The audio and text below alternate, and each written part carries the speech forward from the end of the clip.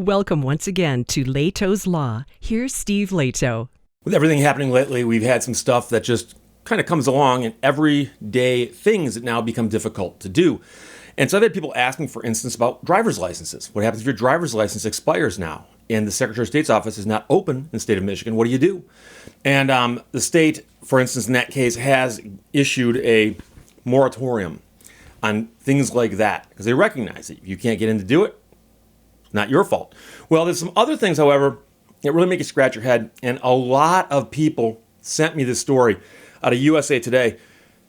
Car trouble. Auto lenders not letting customers return leased cars because of what's going on in the news. So in other words, your lease, you leased a car, the lease just ran out today. It's going to run out next week. You call them up and go, I want to turn my vehicle back in. They go, you can't, even though the dealership is open for business and the leasing company still exists, right? Well, the saga of car leases expiring during this pandemic has ensnared a woman named Jenna Figueroa. She works out of her house in Southern California. She's driving less, and she thought, well, you know something? The lease is about to run out on her Kia, and she could drive her husband's car if necessary. So she thought, well, this would be a great time to drop off this lease and just walk away from it because the lease is over. So she called the dealership and wanted to make arrangements to drop the car off. And she said they told her they didn't have spaces available because their lot is full. They told me the only way I could do a lease return was if I leased a new car.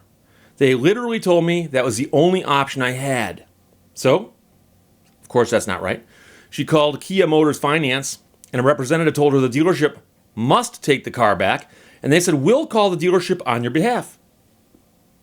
Kia Finance called her back, came back on the phone and said, the manager just hung up on me.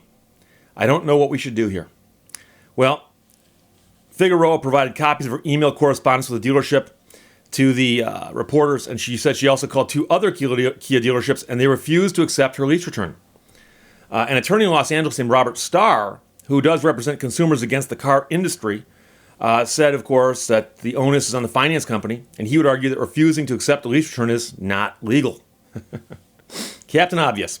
When the lease is up, if the consumer says, I want to return my car, and they say, we won't take it back, they're breaching the contract. It's a flimsy excuse for lenders to say dealerships can't take it back. Kia did not reply to requests for comment sent by email to James Bell, Director of Corporate Communications and Social Media at Kia Motors America. Now, Figueroa is one of 10 people that USA Today found who are in a similar situation. Several of those interviewed said dealers and finance companies, usually the manufacturer's in-house lending arms, pressured them to accept lease extensions or to lease new cars. I'll tell you right now, if they offered you a lease extension where they wouldn't charge you for it, that might work. With an average of 340,000 car leases set to expire each month as the economy struggles, industry experts told USA Today that automakers and their in-house finance companies have shifted the burden onto consumers by pushing hard for lease extensions or new leases. Grudgingly, Figueroa said she has kept her car insurance, which costs her about $122 a month, for the leased Kia she doesn't want but fears she has to take care of. She said Kia of Irvine has tentatively agreed to take her car back on May 1st, and she's received no written confirmation that the daily late return fee will be waived, and the daily late fee would be $14.95 per day. She said, my husband and I have joked I should be billing them to store their car. A spokesperson of the National Automobile Dealers Association, or NADA, they call it NADA, said turning in leased vehicles has indeed been a difficult process for many consumers in those states that have placed severe restrictions on dealership sales operations. Many leasing companies have tried to work with consumers on lease extensions or other options, but of course an extension is not always the best option for every consumer. And of course they have no right to force you to do that. I mean, they might want you to do that, but a software engineer in San Jose said the lease on his BMW expires later this month, and he's told a free 1-month lease extension was his only option. Now, the free 1-month lease extension makes more sense to me. Of course, you still got to pay for insurance. Miranda said he asked if BMW would reimburse him for car registration and insurance, and those are typical costs. And the dealership said BMW has nothing to do with the registration and insurance. I told her in this case I don't want the extension. And she replied to me, do you know we are in a pandemic? You should be less selfish and think about what's going on in the country. Miranda also provided copies of phone messages showing a BMW dealership employee asking if Miranda would like to come to the dealership and pick out a new vehicle, but later said the dealership could not take back his 2017 that he's currently driving. Corporate communications manager for the BMW group on Thursday said he cannot speak on behalf of dealerships because they're independently owned and operated, but he said that BMW is already acting to make things right. About 1/3 of vehicles sold in the U.S. are leased. There are about 13 million active leases, according to Edmunds.com. She said about 4.1 million leases are expected to expire this year on an average of about 340,000 per month, and she being the spokesperson for Edmunds. David Benson, founder and principal of Precision Automotive Group in Chicago, said there's a reason they'll take your phone call if you want to extend your lease. It's because it's in their best interest for you to hold on to that car and continue to pay for it. As of the first week of April, new vehicle sales were down 67% from a year ago. Used vehicle sales were down 64% from a year ago. Plummeting sales have coincided with a drop in the value of off-lease cars, vehicles that have reached the end of their lease contract, according to industry experts. So I can tell you that you can often get in these really weird standoffs. And of course, this is a new one, this excuse now. But I've had situations before where a client of mine wants to drop a vehicle off and the dealership goes, we're not going to take it. But they have to take it.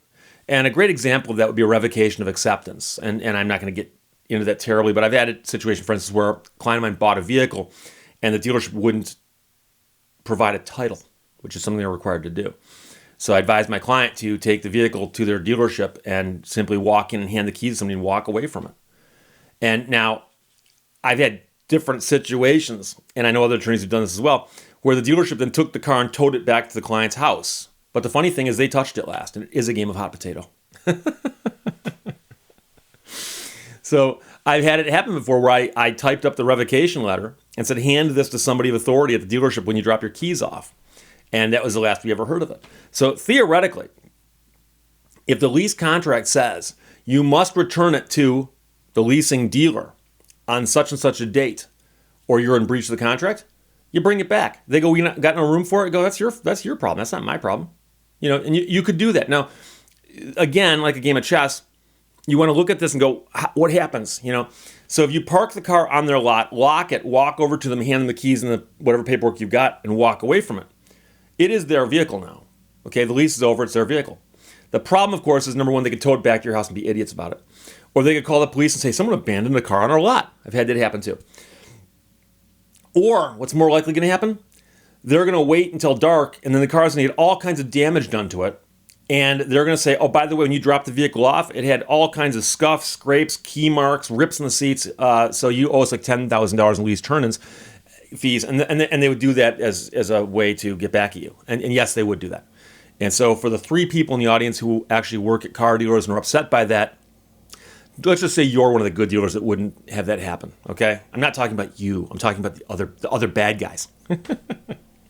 So what I'd advise you to do is when you drop the vehicle off, walk around it with your camera, not just photographing it, but filming it and everything. The odometer, of course, the interior of the car, the exterior of the car. Document the heck out of it. Lock it up. You can walk inside, find a manager, go, keys, leased car, goodbye, and walk out. Now, you could do that, but would I advise you to do that? Well, bad things could happen to the car.